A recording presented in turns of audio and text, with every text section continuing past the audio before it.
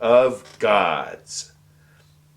The contrast between eternalist and Buddhist views of gods is comparable to the contrast between the Western geographical system, which from a Buddhist perspective only concerns one small part of the phenomenon of this world, and the Buddhist geographical system, which is about all phenomenon and is related to sentient beings according to time and place.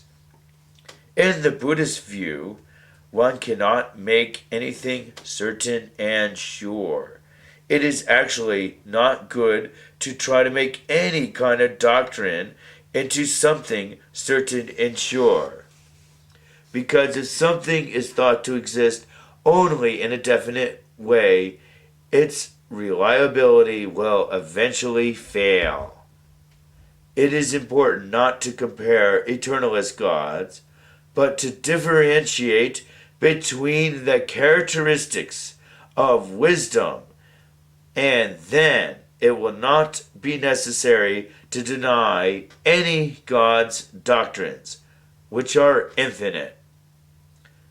They have existed before, they exist now, and they will exist in the future because of being's phenomenon, which are the general source of eternalist beliefs, and what arises is believed depending on being's time and place. The eternalist belief that a God is absolute is only conceptual within time and place. Even if one tries to determine what is absolute according to an eternalist view, whatever is found will be conditional, compounded, and temporary because it is conceptual. Even though there is a belief in permanence, where does anything exist permanently? If something exists permanently, it cannot manifest anything because it is frozen, without mind, spirit, or wisdom. Even when considering absolute truth by excessively concretizing absolute truth due to inflexibility, it will become diminishable and will not turn to a pivotal state or quality. Now, we're about halfway down page 13 of A Cascading Waterfall of Nectar by Thinley Norbu.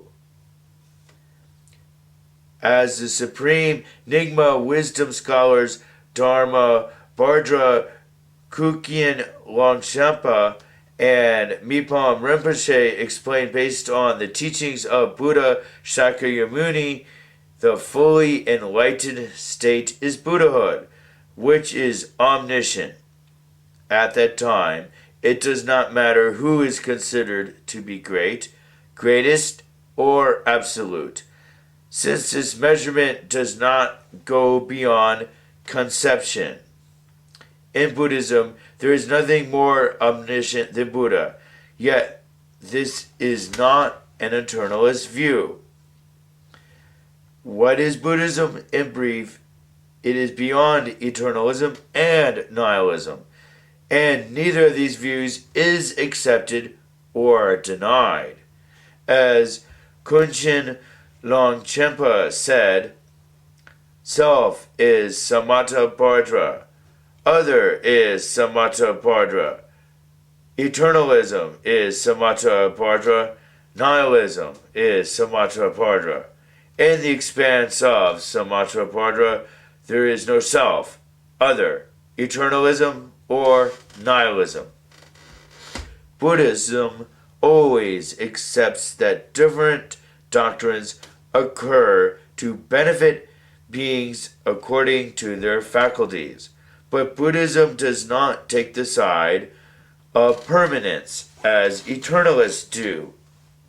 Also, Buddhism does not take the side of nothingness as nihilists do, because there are always phenomena. As much as there is inconceivable empty space, that much do appearances arise, so Buddhism never remains in a nihilist view. Buddhism explains